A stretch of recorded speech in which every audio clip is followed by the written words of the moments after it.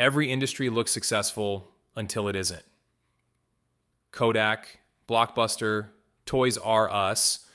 At one point, nobody thought these companies could fail, but they did. And it didn't happen overnight. It happened slowly.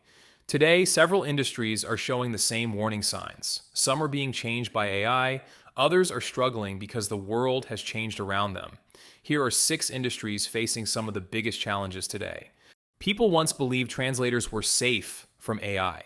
After all, language is complicated. AI wasn't supposed to understand jokes, emotions, or culture, but today, AI can translate documents in just a few seconds. Is it perfect? No. But for many businesses, it doesn't have to be.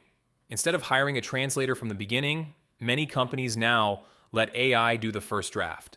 Then they pay a human to fix the mistakes. That means less work and often lower pay for translators. The job isn't disappearing, but it's changing. Human translators are still essential for legal documents, medical records, books, and important business deals. Those mistakes are simply too expensive. But for everyday work, AI is becoming the first choice. The biggest threat isn't that AI is better than humans. It's that, for many companies, AI is simply good enough. Not every industry struggles because of technology. Sometimes it's simple economics. Take quinoa, for example.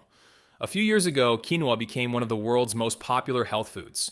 Demand exploded. More farmers started growing it, more companies started selling it, everything looked great, but eventually, supply caught up. When too many producers enter the market, prices begin to fall, and that's when the pressure starts. Farmers still have to pay for seeds, equipment, fuel, and workers. But if the selling price keeps dropping, making a profit becomes much harder.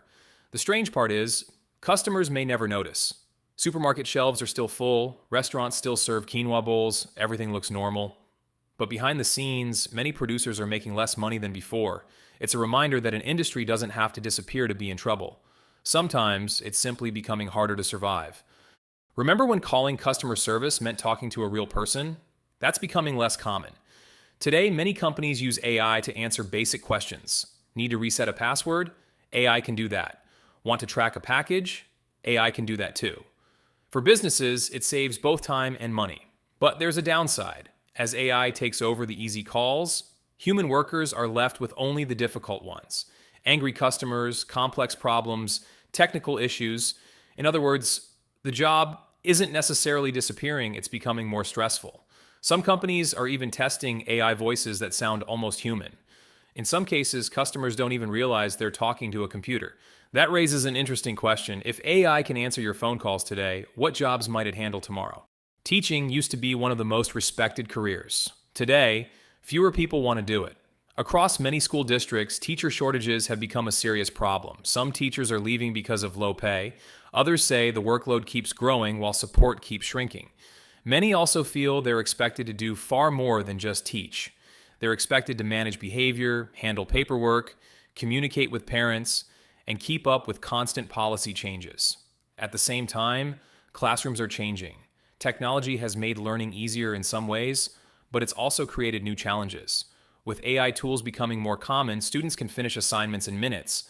That makes it harder for teachers to know who's actually learning. Education isn't disappearing, schools will always exist, but finding and keeping good teachers is becoming much more difficult.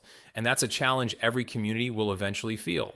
When most people think about healthcare, they think about hospitals. But for many Americans, primary care is where everything begins. It's your family doctor, the person you see for checkups, prescriptions, or when something just doesn't feel right. The problem is, there aren't enough of them. Many primary care doctors are seeing more patients than ever before. Appointments can take weeks or even months to schedule. As demand continues to grow, doctors are under more pressure to see patients faster. That leaves less time for each visit. Some people end up going to urgent care or even the emergency room for problems that could have been treated much earlier. The healthcare system isn't collapsing, but many experts believe it's becoming harder to access the care people need. And when small problems aren't treated early, they often become much bigger ones later. Restaurants always look busy, people are still eating out, bars are still full on weekends. So why are so many businesses struggling? The answer is simple. Costs keep rising, food is more expensive, rent is higher, labor costs continue to increase. At the same time, many customers are spending less. Instead of eating out 3 or 4 times a week, they might only go once. Even alcohol sales have started slowing down in some markets. Younger generations are drinking less than previous generations. More people are choosing non-alcoholic drinks or simply staying home. For restaurants and bars, that creates a difficult situation. Customers are still coming, but profits are getting smaller. A full dining room doesn't always mean a successful business. Sometimes it simply means the restaurant is working twice as hard to earn the same amount of money. Like many industries we've talked about today, the challenge isn't a lack of customers, it's surviving in a world where everything costs more.